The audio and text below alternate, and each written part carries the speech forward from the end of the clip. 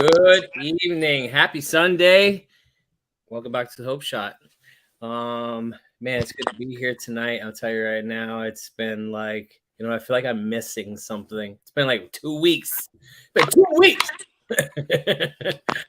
And I missed the best part last week is dressing up. Like, You that's did saying that. I like dress ups or anything. You know what I mean? But Yes, it does, all right. and it was fun. Caesar. Hey, Justin. Caesar. Hey, Caesar. Justin. What's up, Justin? Can you do that clarity statement thing that you do? Oh, sure. The Yeah. Hope Shot clarity statement. We here at the Hope Shot are a group of people in recovery spreading inspiration. We come from all different walks of life and pathways of recovery. Our verbiage may be different at times, but we all have one thing in common. Recovery is a lifestyle. We support all pathways of recovery. It doesn't matter how you get from A to Z, just get there. And thank you for being a part of our Hope Shot family. Caesar, I don't think I could ever mount up to you doing the clarity statement so well. Like I can never do it that well. I just don't. I just can't conceive it. Just blowing smoke up my butt. I hear you, buddy. Don't you like that though? Oh man, if you guys just jumping on, say what's up. Let us know you're here. Let us know how your weekends went.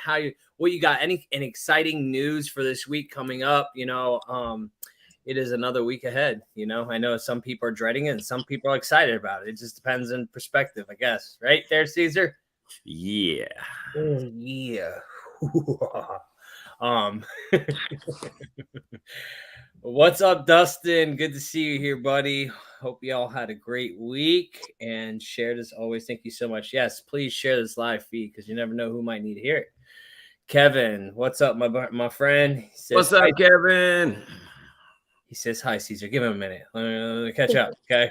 Hey, shouting out my boy. Let's see. We got Alicia. Good to see you. What's up, Hope Shop? We got Mike Kenny. What's up, my friend?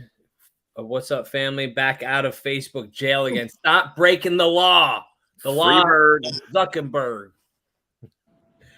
We got Katie. Hey, Hope Shot. I've missed you so much. Thank you for being here for me today. Love y'all. Shared, of course. Thank you so much. Oh, Dustin says, just cause Sparkle Farts, hashtag. She has graced us with her presence tonight. Yes. And we got Katie. Katie, we look blurry. Might be just you. I don't see blurriness, but it could be. Let me check it real quick. Hold on, let me just make sure. We in HD up in here. HD. A little blurry.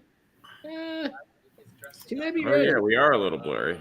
I am a little blurry. It's my goofy old Chromebook, though, so you'll have to forgive me. You're clear on here. Yeah. We're blurry on Facebook. It's Facebook's fault. I'm going to go off that. It's because Mike's in here, and he was just in jail, so everybody's blurry now. Yep, he messed up the whole thing. Oh, my God. All right, well, tonight, man, we're just going to do some, check-ins, see where we all are, man, see what's going on. And if you guys have a topic you guys want to talk about, what's going on this week, what you guys got going on, you got any Thanksgiving plans, man, we're coming up on a big holiday, Thanksgiving, Turkey Day. This is supposed to be the month of being thankful, having gratitude for your life, for the people in it, for pretty much anything, man. This is the 1 month. 1 month, be grateful. I see y'all just fine. I don't know what you're talking about. So please, guys, if you have anything affecting your recovery, if you have a topic you want to talk about, put it in the comments so that Justin doesn't force us to do check-ins. We need Caesar to do check-ins because I don't think he's stable. Where's the mute button? Here we go. Well, I'll tell you this, man. I am excited for this month because I get to go on vacation, and it's not much that we get to have time away from work, from the stresses of life, to just unplug from everything. I don't think I've ever unplugged. Like literally weekends, anytime. There's never really, even on vacation sometimes, do we ever really unplug from things that cause us, the distress in life, from work, from people, from Facebook, social media, like literally, totally, utterly unplug. Don't let anybody know where you are. No pictures, take pictures, but not posting every day and like doing your thing. Like, do we ever actually do that? Ever since the social media kick, has been happening in our lives, man, we're so plugged into the world and plugged into society. And it's like never really a total disconnect. And I think that's where like a lot of for me anyways, this is just me, my mental health is affected by this fucking thing that I feel like I need to make sure everybody knows where I am just in case, and post a picture. Damn, look what I'm doing over here. Look what I'm doing over here. Look at this cool little thing. Oh, look, a bird. It's like, but it's like sometimes I feel like, and this is what we're doing. Me and Tiffany already discussed this, man. We're totally unplugging from this thing, from life, from it all, not sitting on our phones while we're in the mountains or trying to get service. You know what I mean? Like you're trying to get that one bar. Come on, baby. Just to check out, just in case you missed something, I don't just in case I missed something back home. I got to make sure I plugged in somewhere. And it's the truth, man. I don't know about any of y'all. If you guys have any takes on this, man, please put them in the comments. Let us know how you feel about that, about social media, about unplugging, about any of it, So this, me and Tiffany have agreed that we're going to do that, just that. Not like maybe later when we get back, we're going to have our phones on us for cameras and stuff like that. But literally we told ourselves, and we're going to try. It's not going to be a perfect thing probably because I don't give a shit who you are. We're all addicted to this one thing that we have in our hand. And, but I really want to make a wholehearted being present in the moment in this vacation because I need it. I need it. I just need to get out of myself and get out into nature and get reconnected. I think going through all this life, I get disconnected really easily sometimes, man. I get caught up because I'm a very OCD person and I get caught up. And I told myself that I was going to do exactly that and just enjoy this time away, And so we're going to go in 2 weeks from today. We're going to be going to North Carolina and enjoying the mountains and hiking because I love outdoors and I love hiking. That's what I'm going to be doing. And I'm excited, man. I'm really, really excited. So, and if you guys got any plans coming up for Thanksgiving as well, man, put them in the comments. Let us know like what you guys got going on. Anything big, anything happening, family reunions, like people coming back together. Because, like that's one thing we get back is we get time with our family again. Like we get invited back into the family after being an active addiction for so long. And that's a beautiful thing. So, yeah, I'm just excited.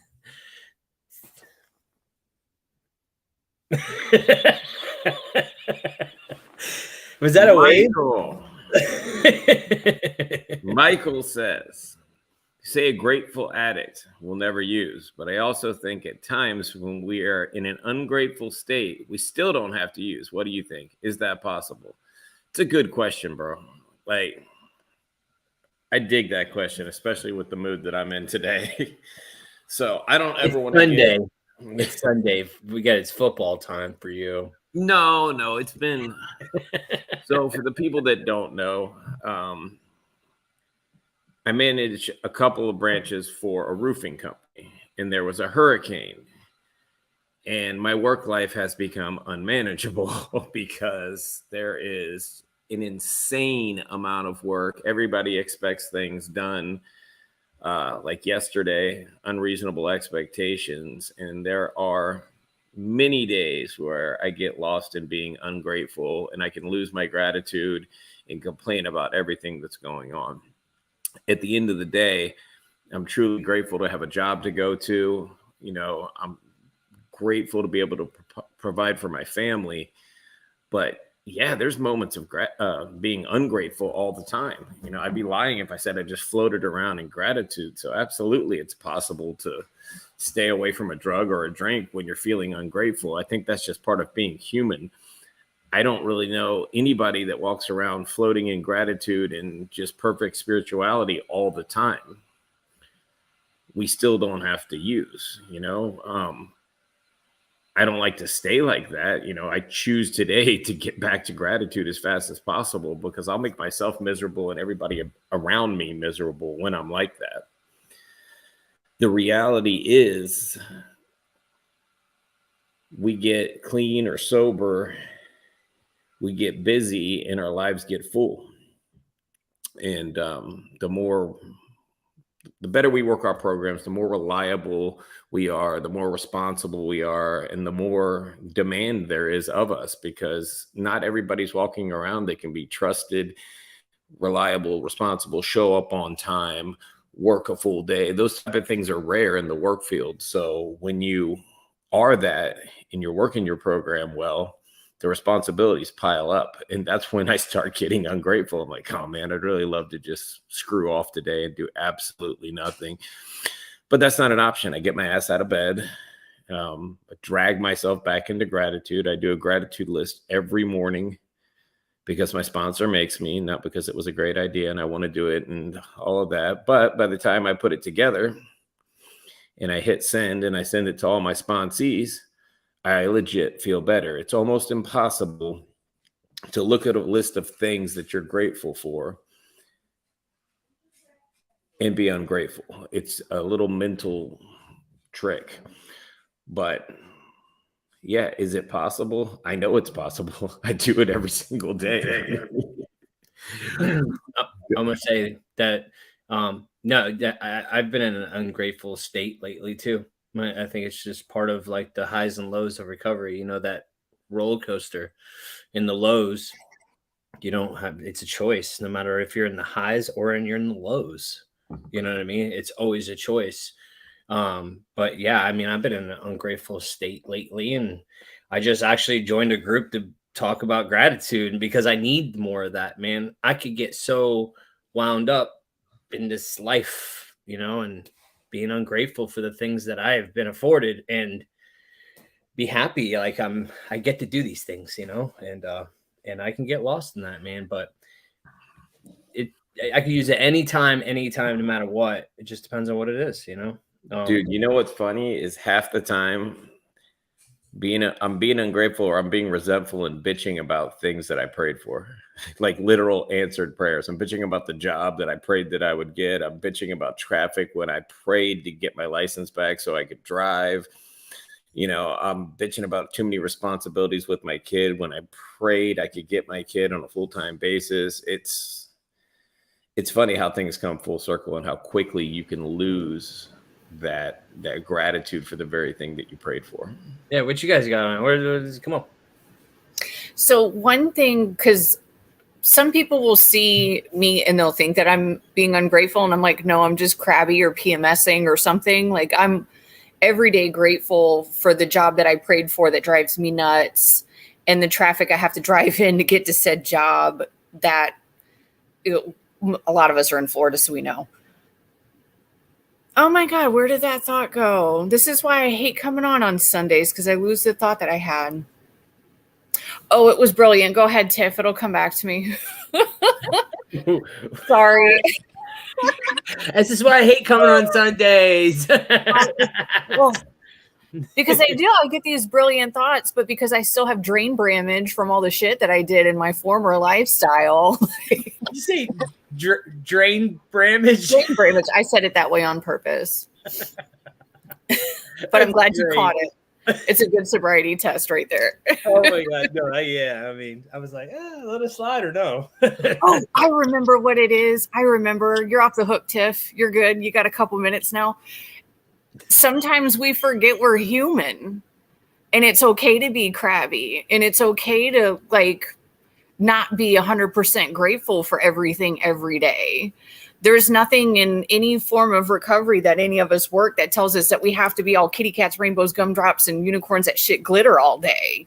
you know, like it's okay. And sometimes it's just accepting that human emotion of aggravation or annoyance at all these things, you know.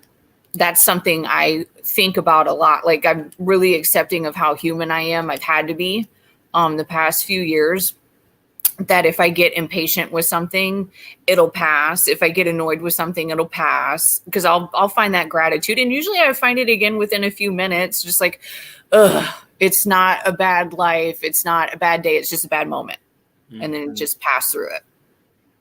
There's the brilliant thought. I found it. Yay. No, but you're right. I mean, I'm saying the ungrateful moments, but I don't really get lost in it. It's that's a good way to put it. It's crabby. It's being overworked. It's taking on too much, and I'll get crabby. I don't stay crabby, but well, and that's actually something. So just recently, I may have heard this saying, and it's so freaking awesome sometimes how these things work, because the question that got asked that very recently, I may have heard it in the past, but it never clicked. So I have some things going on in my life, and it got said yesterday, actually, about a grateful heart will never use. And I'm sitting there and I had to ponder on it, because I'd never heard it and like actually like intellectualized it. And I'm like, a grateful heart will never use. But then in the context of which she used it, she furthered the sentence of, and when I find myself feeling ungrateful because of the tools that we've been taught, we do exactly what you just said, Janelle. We remind ourselves, okay, yeah, I'm freaking annoyed right now, but this isn't the end of the world. This isn't the last thing that I'm going to, you bring your, because of the tools that we get taught, we learn how to bring ourselves back to reality on the scale of 1 to 10, 10 being catastrophe and 1 being a blip. You know what I mean? Like, we kind of like bring our mentality to, okay, I'm really freaking not doing well in the moment. It's okay. It's going to pass, like you said. And on a scale of 1 to 10, it's a freaking 3. Chill out. Like, bring it back down, because we're real good at exaggerating in the moment, making it seem like it's a catastrophe, when on the scale of 1 to 10, it's a 3, and we need to just chill out and bring it back down to reality. And then the moment passes, and then, because of those tools, we are able to remind ourselves of the gratefuls and of the, I mean, like you said, the not having it, it's not about being happy and joyful and grateful in every moment of every tiny little thing, because I mean, truthfully, there are moments where me even being able to sit up, you know what I mean, or me even being able to get out of bed and put my feet to the floor, sometimes those moments will hit me, because last year I wasn't quite able to do that every day, and so like those will hit me where I'm like, on the days that I'm feeling really crabby, okay, because right now these last 2 days have been very crabby, and like those moments will hit me where I'm like, dude, I wanted so badly just to be able to sit up, and here I am being crabby because I gotta get up to, like you said, Caesar, go about the day. Like, I have responsibilities, I have children, I have a household that I just last year was crying and couldn't stand that I couldn't get up to do these things, and here I am being crabby about it. But that's okay. Like, as long as we're able to find ourselves back to being grateful and talk ourselves down from the catastrophe and bring it back to the reality of what it is, I think is what keeps us from using. If you stay in that place of ungratefulness, then that leads to the downward spiral. I think the misconception of like when you get in recovery, it's just supposed to be this fucking awesome, everything is awesome, and like, like the misconception of like everything will change and like you won't be unhappy, and that's just a bunch of bullshit, because it ain't all sunshines and rainbows. It's every day is to work more towards gratitude. It's more not being in, as what's his name used to say, being in the void as much. You know what I mean? Not being there as long, like getting yourself back out of that unhappy state, because like I'm really good at complaining. Like, I'd rather just fucking complain and make these big old mountains out of these little molehills. Instead, it's like super simple. And this is something I try to teach my kids. And how am I going to teach my kids it when I'm not even practicing it myself? And I think the setting example for them is the best out of everything is not making it such a detrimental state when it's really not. Like, come on. Like, and And I feel like it's easier to get back into gratitude the more we practice it. What do I need to do? All right, I'm going to go to a meeting. And when you hear somebody else's bullshit, like it gives you a little bit of that spunk. You know what I mean? Like, damn, dude, I have it fucking really made in the shade. Like, I need to stop bitching because, like, man, that dude's going through so much worse. And that's where the shift in perspective will bring us back. That's why it's important to go to these meetings. Like, yeah, I graduated to freaking douchebag of the year or whatever, but now that I got a couple years under my belt, right? And like, but I still need these meetings because I need to remember, because I have this built-in forgetter that says that I got this. That, man, maybe now that I'm a little groaner, right? I'm a little groaner right now. Yeah, groaner, right?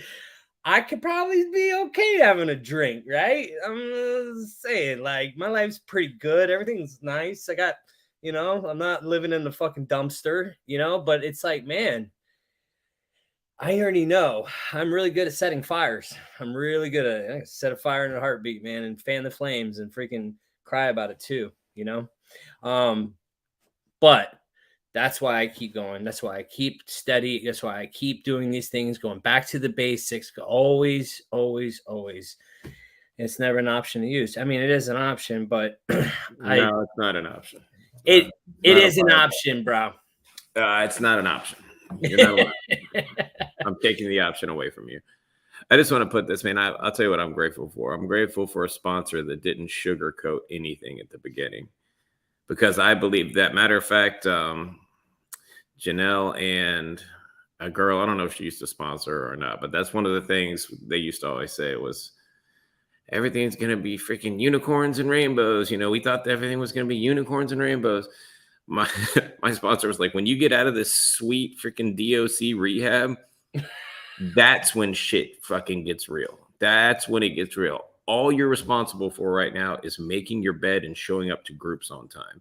Let's not say you're sober. You're not facing life on life's terms right now. This is life light. Like, you're not really doing anything. And he pounded that home so that when I got out of there and hit the streets, I wasn't like, holy shit, this is way harder than I thought. And I'm grateful for being able to be in that crappy rehab, because I don't know if I could have done it with kids and a job and all. I mean, everybody's story is different, but I needed that. Like, I needed that 6 months there to get my feet underneath me. The people that walk in, like my wife, that walk into a meeting off the street and go, I've just had enough. Bravo. That is not my story. I had to be dragged off the street by the police and take a different route. I'm gonna read a couple of these comments real quick. Do you do that, bro? I'm gonna do it. Just do it, bro. Yeah, doing it. All right. Let's see. I'm going way back. Okay. Let's see. We got Dustin says, yes, I still have long stretches where I am ungrateful piece of shit and take my incredible life for granted, but I still don't use. I isolate and sit in depression and do everything you're not supposed to do, but I don't pick up. And that is what it's all about, And that's what it's all about. No. Put your left foot in. No. Okay. We're all just so human. It's a part of human life. It's not like, it's just so human. All the emotions and all the different modes and phases that we go through. I mean, it's just human. We're human. I was just talking to somebody about that the other day, about the normal. Like, if those people out there are the normal, I don't want to be it. Like, I just don't. Like, because like, I feel like people that have gone through the bullshit, like gone through addiction and come into recovery and then are trying to live these awesome lives, those are the new norm. That's how I feel. I feel like we're the new norm, We had to go through all that shit to become the norm, because all these motherfuckers out there that are the norm. So Jess says, just got back from a once-in-a-lifetime trip to Israel. Wow, that's super freaking cool. It was a very short trip for my husband for work, but I unplugged for 72 hours and it was absolutely incredible. I needed it, and it was so refreshing. That's what I'm talking about right there. And like, that's what I say, man. Like, challenge yourself, man. This month, man, just do an unplug, for whatever long, whatever you do, like in a moment, in a situation or whatever, Just unplug. Just get totally unplugged from this thing called life that we know now. Anyways, back in the days, we were unplugged. Let's see. We got Becky says that's got to be hard. I'm 67. So since COVID, I've been stuck in my house. These walls are closing in. Well, I'm sorry. I hope you get out, and I hope you're feeling better. Definitely. Let's see. We got oh damn it, just There was a really good one that I actually had to screenshot from Joshua Sanders closer to the beginning. Give me a second. Let me go back up. There. This one. Yes. Fear and insecurities have been dictating my life lately, and I've been struggling. Why don't you talk on that then? I am going to. I'm actually going to volunteer myself. She cannot be stopped. Not bad. I mean, Creative monster. we've been talking a lot. Well, I've been talking a lot about imposter syndrome. Like, it's become a buzz phrase lately, but it's really, really true. And it's defined as perceived fraudulence. It involves feelings of self-doubt and personal incompetence that persist despite your education, experience, and accomplishments. So, like, no matter how long I've been at my job and how good I am at my job, and I'm known for being good at my job, I will still sit here and tell myself I have no idea what I'm talking about whatsoever. You know, people I know that don't work in the same field that I work in do the same thing. Like, oh, I don't know if I'm doing this right, but they've been doing it for 15, 20, 25 years. Some of them, you know, it's a lot of us, very much including myself, have this voice that tells us no matter what we do, it's not good enough. No matter what we do. Oh, I feel like I'm with my people. Okay. Like, no matter what I do, it's not good enough. I'm not pretty enough. I'm not talkative enough. I have too much social anxiety. I have too many problems, like all these things. The imposter syndrome is so real with so many of us. And it's not, it might be comforting to know that it's not rare, but it might also not be very comforting that you have that too.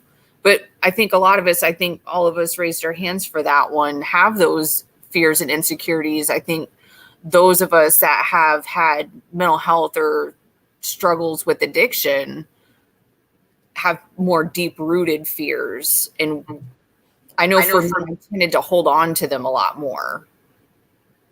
Yeah, because it's our comfort zone, you know? And, you know, it's one thing. That's why, like, using, as Caesar said, using is not an option. It's resetting all the work you put in, all this work that I've done on myself. I am literally going right back to the drawing board every time that I want to put one in me. That's how I feel. And that's what stops me, because listen, sometimes it's a good idea. This brain, man, this thing up here, man, okay, listen, I'll be honest, straight up. I have people, friends, there's a lot of people that have decided to go back to the way they were. And in this brain of mine, I think, what happens if I did that? What would it look like? Playing a tape through, like, it's what we have to do. Play this tape through. And so I think about, and when I see these people that I'm close with, or like, and I see them doing this, and I'm like, man, are they gonna be able to handle it? And like, but then I'm like, okay, what else Justin did it though? Because I'm not them, and I'm me. And I think about it, like, I really, really think about it. And I'm like, because now it's like, man, you got these cards that you can go get, and you can go smoke, you know, legally and all this. And it never was like that before, you know? And so my brain goes off in this freaking la land. And I think about this stuff, man. And I ain't gonna lie, you know? But then I'm like, man, I don't even want to risk it. I don't want to risk resetting all the shit that I've done, because I was the most fearful, insecure little bitch when I came in here. And I still am, but it's gotten a lot easier. You know, I feel a little bit more comfortable in my skin, and I don't want to reset that. And I don't want to ruin half the relationships that I've built, half the respect that I've earned. You know what I mean? Like, that shit's important to me. The monetary stuff has nothing on self-respect, self-love, and just the real relationships that I have. you know? So that's it. That's how I feel, you know? And it's Hey. true. It's facts. I want to throw my 2 cents in on this. So the imposter syndrome thing, it's my take on it is, look, I started blackout drinking when I was like 10 years old, and I never stopped. You know, like I never stopped until I stopped in 2014. Like I never stopped drinking and drugging that entire time. So I stunted my growth from the time I was 10 years old. I never grew up. I just blacked out and numbed myself for all those years. You know, I mean, I wasn't a heroin addict at 10 years old. I was a blackout drinker at 10 years old. You know, my parents owned bars. They were never home. I had access to it all the time. So when I finally get into recovery, I'm like a fucking 10-year-old, maybe a 12-year-old, you know, socially, mentally, all those things. So yes, you know, I feel like a child pretending to be an adult most days. I'm in charge of people.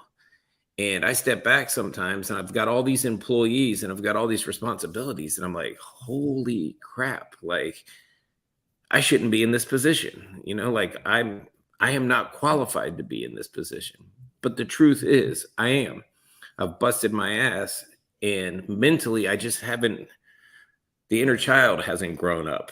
You know, externally, my skills, all of those things have progressed, and I have grown up. But internally, my inner child is still, I don't know, maybe like 14 right now. He grew up to be a 14-year-old, but you know, farts are always funny, and I relate more to my kids than I do adults. And it's just, it is what it is. But I mean, that's my take on it. I feel like that's why I feel that way, because I studied my emotional growth at such a young age that I'm just haven't caught up yet.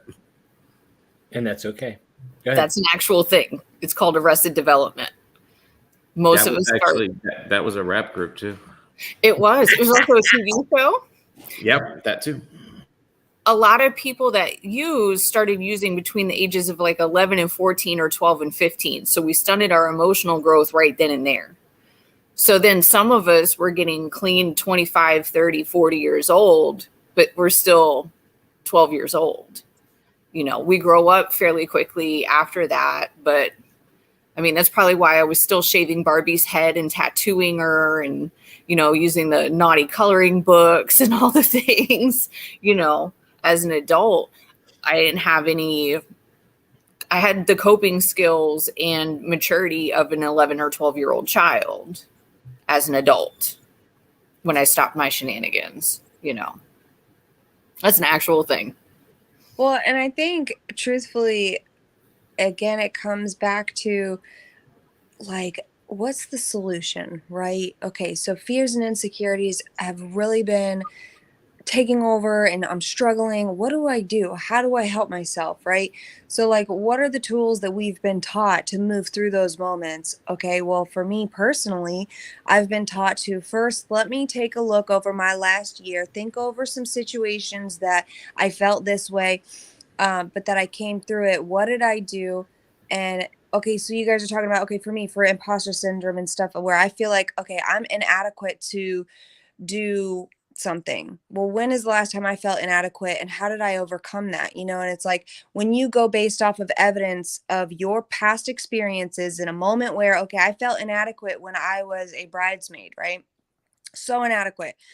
And then I went through the process. I did it. And then when the next one came along, I was like, okay, I still feel inadequate. I don't know what I'm doing, but I know I did it last time. So it gives me just that little bit of courage to just keep pushing through and keep showing up and keep moving. And it ended up, that's just like a really bad example but you know what I mean? I'm just trying to like say, when we use our past experiences of something that was similar and how did we move through it, it gives us that little bit of confidence to know, even though I don't fully feel confident moving forward, I feel insecure, I have fears of the unknown, but when's the last time that I felt these ways and what was the outcome of it, you know? And in that uncomfortable moment when we're moving through it, as we all know and have said many times, comes that growth. And then that next time that we again insecurities and fear show up, it gets a tad bit easier to deal with because, okay, let me go back to the last moment I felt inadequate or not knowledgeable, or, what did I do to move through it? Okay, I was able to move through it by doing this. So this time, let me, we can like build up practicing that. No, I like that. I like that a lot because that's literally like my mantra. I'm like a fucking tank. I just go through everything. Like, I don't know what this is going to look like. I don't know what the end is going to look like, but I'm going to put my best effort forward and try to do it, whatever it is. And then it ties into faith, that I have faith that if I put the effort in and I leave the outcome to my higher power, then it's okay. And it's okay to fail too. Like that's not something that's going to send me off crying or send me spiraling anymore. It's just a fact of life. I'm not going to be good at every single thing that I try. So it's okay to fail. It's okay to learn from a situation, grow from it, and come back at it from a different angle and try again. And all of that would be when I'm in really good spiritual condition. And when I'm not, I might not even try the thing, like that's the opposite. Is if I'm not really working a good program and staying connected to my higher power, my source, I might avoid situations because of fear. But in the end, I way more lean towards just kind of charge at every situation and let's see if we can do it, and I try not to shy away from things today because that's the opposite of what I used to do. I ran from everything. I was afraid of everything. So whether I'm shaking and scared or confident, I'm going to go at it the same way. Most people are trembling doing all this shit they do anyways. And as long as you don't use, as long as you get through it and you don't get high, it's a win. Be like T-Pain. All I do is win, win, win, no matter what. No matter what situation, We're living on wins, man. Like, again, I shouldn't even be here. So every day is a blessing. Every day is a win. Jamie says, been going through it this last week, weaning off my psych meds. Been staying in my Bible and trying to stay grateful and not isolate, but it's been so hard this last week. I've isolated a lot. Well, that's the one thing. It's like, no matter how hard it gets, don't isolate, because that shit will keep us locked in here, and let people know who you are. It's just like you're doing right now. You're letting us know where you're at, So I'm glad you're here, Jamie. I'm glad you're talking about it because that's important, And Jamie, I'm not sure. Is Jamie in our area? Yep. Okay. Because maybe, having your support group, and if you feel like it, somebody can swing by and sit with you where you're at, or, swing by and bring you to a meeting that they're going to, because sometimes it's hard for us to push ourselves out of our isolation, but that is where our support groups really come in full swing. Shit, Jamie got some good people in her corner. I promise you that. I mean, some good people in her. She got that good. Like 3 or 4 goods on it. The people that are in her corner. Yeah, she got rock stars in her corner. We got Angela. Hello from Southwest Arkansas. July 2nd, 2019 is my clean day. Hey. Congratulations, Angela. Welcome. Let's see. We have, I got to put this one. Let's talk about intimate relationships and recovery. My wife has been clean almost 17 years. And dude, it's hard sometimes both being in recovery and being married. By the way, Justin, I seen you stunting last night. Tiffany should be grateful. I don't know, man. Tiffany looked like something out of just that jumpsuit was something. Yeah, straight fire. I didn't even see Justin in the picture. I saw it later on. I was like, damn. Yo, I was like, man, it reminds me of that 70s show. And I was like, I was like, man, I wish I could dress up like that 70s. No, yeah. I said the same thing, though. Huh? You ever see Black Dynamite or the old the old 70s pimp shows? If you had a fro with that thing on, with some real high heel golds on, if I could get this a little bit, a little bit of kung fu, bro, I got it, bro. I can pick this thing out, dude. I'm telling you right now, I can pick it out. Oh, I know. This is right now. It's a little gelled up. When it's gelled up, it pays down. I wish, Michael, I could get a little further into your your like, what are you meaning as far as intimate relationship in recovery? Like, what makes it difficult? Is that what the comment said? Yeah, it's difficult for them both being married and in recovery, and she has 17 years, and so, but Right. I wish I could get a little more elaboration on that because, by the way, of course I'm grateful and yes, will, yeah, leave that alone. But, because I am curious because I feel like we're sitting with 4 people on the screen that are, you know, we all have intimate relationships and we're all in recovery. And that's why I want a little more elaboration because, like, where, yeah, I wonder, like, I more mind my business when it comes to somebody else's recovery that I live with. yeah. My But Tiff, wife's recovery is her recovery. My recovery is my recovery. I don't tell her how to work hers. She don't tell me how to work mine. And that works really well. So the recovery part of our relationship is not any hang up. It's not something that's hard for us to overcome. It's our strength. She's got her source. She's got her thing. We come together, we meet in the middle. It's really, I think it makes us stronger because we both understand what recovery is and that we'll have good days and bad days and how to deal with each other. And we both have a program, but hers is hers and mine is mine. me and Tiffany were actually talking elaborate on this intimate relationships. You know, not just sexual ones, but intimate relationships. What do they look like? Like, what is an intimate relationship, and what does it consist of? You know, and we were just talking about this because my sponsor, was sharing it in before about having an intimate relationship with another guy. Like, it's not sexual. It's just having an open and honest relationship. That's what it's about, where you're not vulnerable, where you're not holding nothing back. It's connection, you know? So, yeah. Hey, Katie is in the chat talking about her situation, and she just said she's in Pasco. Like we're all in Pasco, Katie. If you want to reach out and if you're having trouble connecting, literally, the Hope Shot's in Pasco. We're here, so yeah, send us a message. Go to the meetings here. I know her.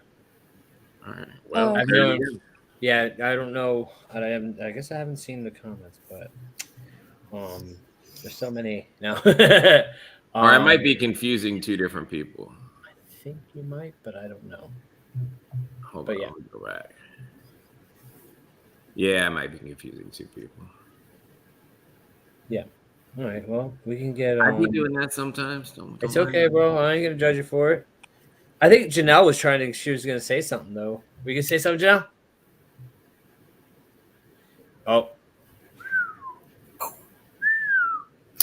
Oh, no. Yeah, I'm just a little slow.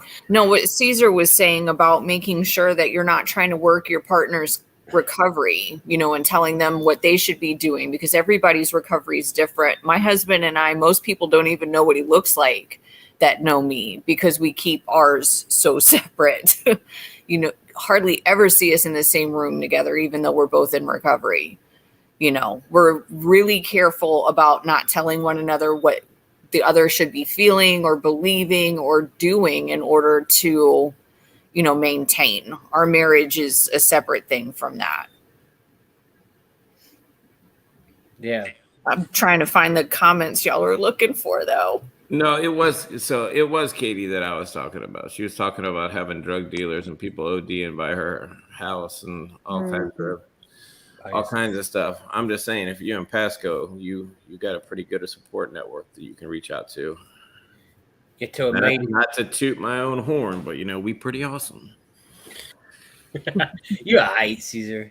I think the reason why I asked for elaboration on that one comment was because, see, I mean, we don't necessarily keep it super duper separate, but as far as there's been times for me personally where we're both sitting in our bedroom in our separate spaces in our bedroom and working, doing our work or whatever in our books. And I'll share something that I'm reading and my perception of it. And then he'll share his perception of it. And then, oh, okay. Okay. So it's what Janelle's saying. Yeah. Supersets. Program supersets. Caesar, Yes. you know about those, right? Superset. No, but that's exactly what we were talking about is Yeah. Okay. there has to be some kind of a boundary there because I'm not going to be any help at all.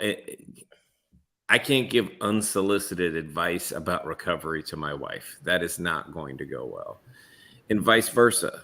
You know, we Yeah. went through our recovery paths 2 different ways, and I do mine, she does hers. And if there's a mutual respect there, you know, if I'm asked, hey, what do you think about this? Of course, I give my opinion, but I'm not going to be in the middle of a hard moment of the day and go, hey, you know, what you really should do is call your sponsor. That's going to hit like bad. And I just don't want that. Yeah. So I'm, you know, that's just experience. And that's good women that were around me when I was first getting sober that told me things not to do. And they were like, hey, you know, that's don't tell your significant other, don't try to sponsor your wife, don't try to sponsor like your family members, connect them to people that can help them. You're too close to the situation. So I've taken that to heart, and it's definitely served us well. That's it right there. What you said about just being too close to the situation, because chances are if I'm spinning out and I'm needing probably to call my sponsor or whatever, it's something that he said or did and vice versa, you know? So like having that objective outside opinion is very important. Whereas, you know, like 2 people that are aggravated or 1 or 1.5 people that are aggravated with one another, that's not a good combo. It'd be like, yeah, you need to go call your sponsor like right now. I wouldn't take that that's not. It's almost like the perfect disrespect that's not disrespectful. That part. Yeah. But yeah, I mean, I get what he's saying. So the other part is I value what she says because she's been here for a while, but I also feel like it's important for me to experience the ups and downs on my own. Does that make sense? Yes, that makes complete sense. We all have to have our own experience, and we don't want our path influenced. You know, like I don't want to be influenced on my journey. I've chosen my path. I have my guide, and I'm walking the guide and learning, and walking the path and learning from my guide. She has her guide. She has her path. And unless she specifically says, hey, Caesar, what do you think about this?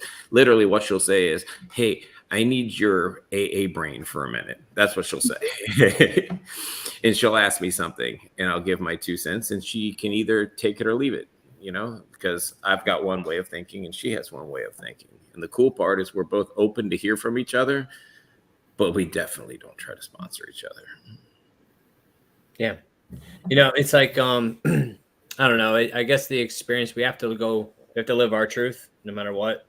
And if we, just like in addiction, man, if we never reach that rock bottom, you know, it's like, are we ever going to get there? So if we never have the experience of going through the ups and downs in recovery, are we ever going to have the full effect of being able to go through other situations same way?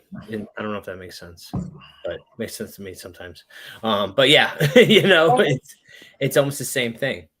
Another thing that sometimes can help, because I feel what you're saying too is because I experienced that, right? Me and Justin have gone through that, and like I actually had this conversation where it's like sometimes you may have to have that conversation and kind of state whether you're just sharing an experience and you don't want advice, you just want to be listened to. You can share when you are looking for the opinion or the advice or her perception, you know, and kind of lead into the conversations with that. So that way, right off rip, we know, hey, I just want you to hear what I'm going through right now. Or, hey, this is what I'm going through and I want to hear what you have to say about it, you know, because that kind of helps divvy up. Sometimes we do want to know, what would you do, or what is your opinion, or what is your perception of it, but sometimes we just want to be heard and have our perception understood and heard. Yeah, I'm really good at telling people. Hey, can I put Katie's comment up just so I can kind of get some closure with that about where she lives? She said, I work from home, have no option of selling my home and moving, but my hood is getting bad. might be just what I need to do. I've been clean for years and I don't want to slip. It's too easy. Well, that's why I go back to what I said about having a good support network. You're already doing the right thing. You're talking about it. You're talking about it publicly. But when there's a situation that you physically can't remove yourself from, you need to lean all that much harder on your support network.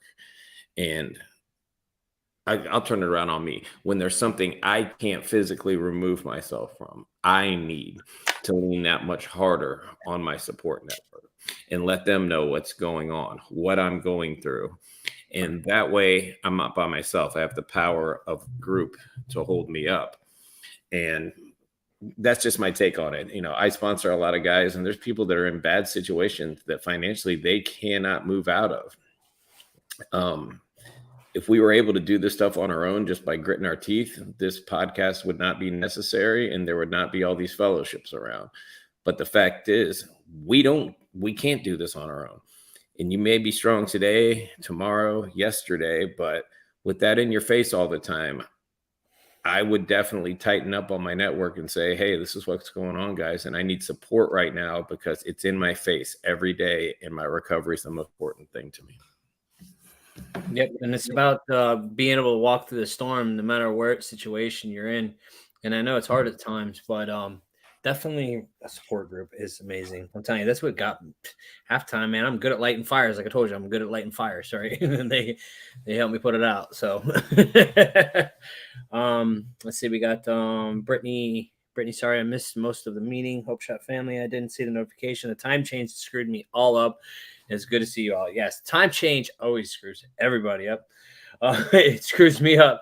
Yeah, I thought I was going crazy this morning. I was like, wait, I'm like, one clock says 10:30, the another clock says 9:30.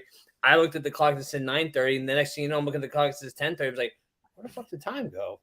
You know what I mean? I'm like, damn, our hour just went by that damn fast. Like, where'd it go? Dude, I packed Emma up in the car an hour early. She's like, why are we leaving at 3:00? And I was like, baby, it's almost 4:00. You got to be home by 5. She's like, look at your cell phone and not the truck clock. And I was like, I'm sorry, baby. Let's go back inside. And Brittany, you can rewatch this after it's over. It will be up in the videos. Let's see. We got Greg says, much love, my brother Justin, and to you all. I'm in church. So I just want to say I love you all. Love you too, my brother. See, we got Michael says, just some more thought-provoking topics. How important do you think it is to work one program and not try and do 2 or 3, like mixing them up? Well, we have about 7 minutes.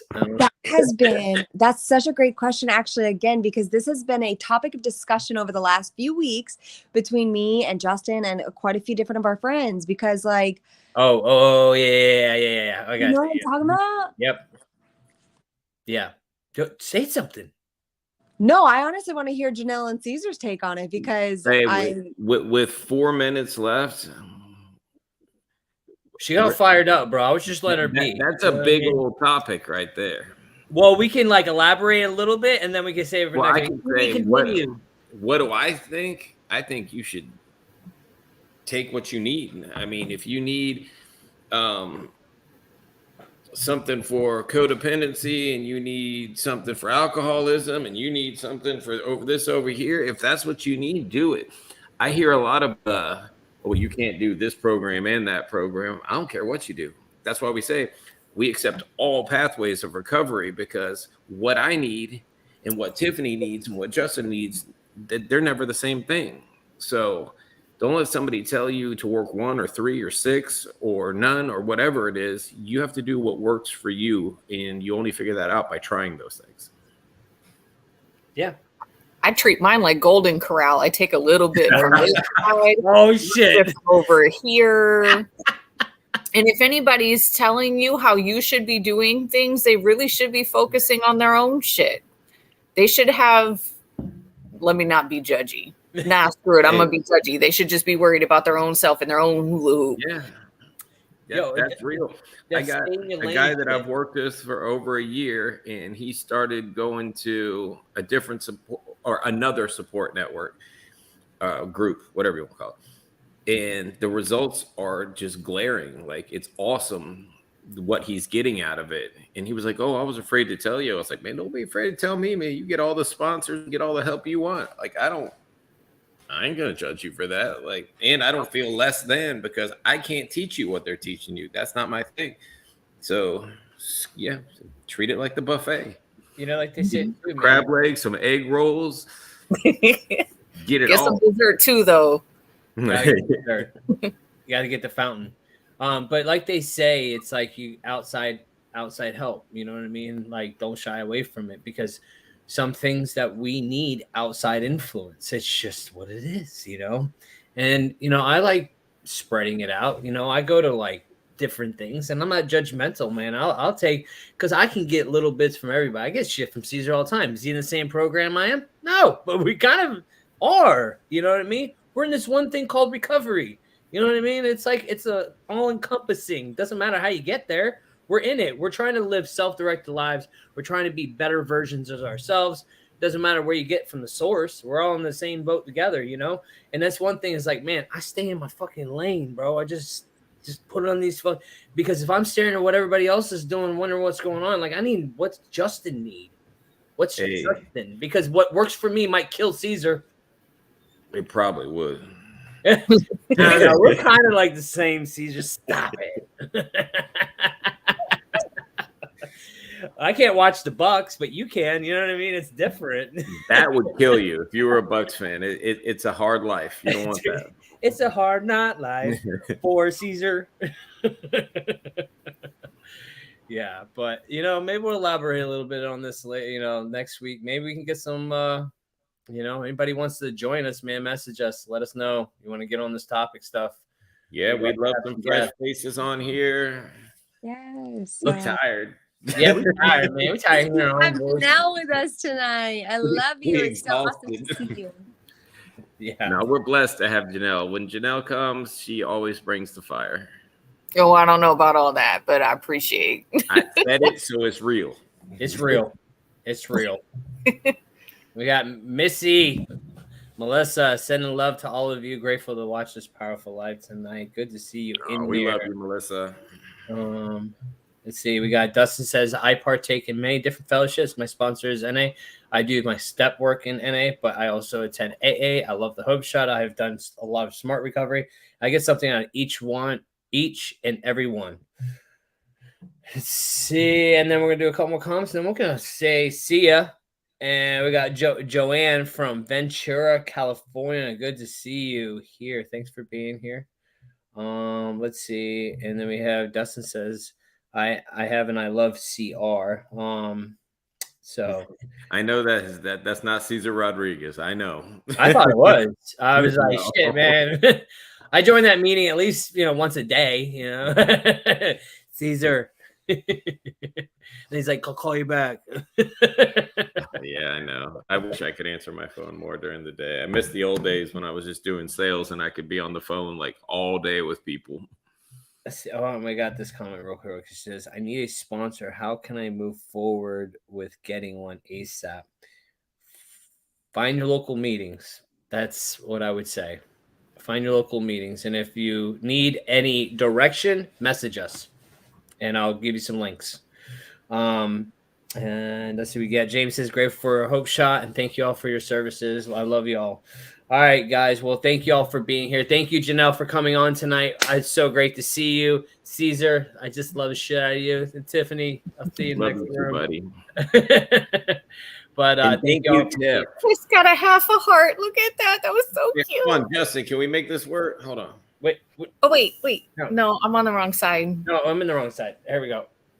Come on. Wait. I used to be able to throw up gang signs. Oh, I can't do it. I'm done. Come on, get it over there. What the hell is Use going the on? other Why do you have a hand, thumb? Wait. Use the other hand, dummy. Don't call me dummy. Wait. I think he's calling me a dummy because I am a dummy. No, I'm calling him a dummy. He can't get his hand over there. There. Wait. There we go. Come on. All right, we tried. Forget it. How many addicts does it take? Oh my God, that was fun. I don't know why, but it was okay. All right. Love you guys. Good night. Love y'all. Thank y'all. Good night. Have a great week, and we'll see you next Sunday. See you.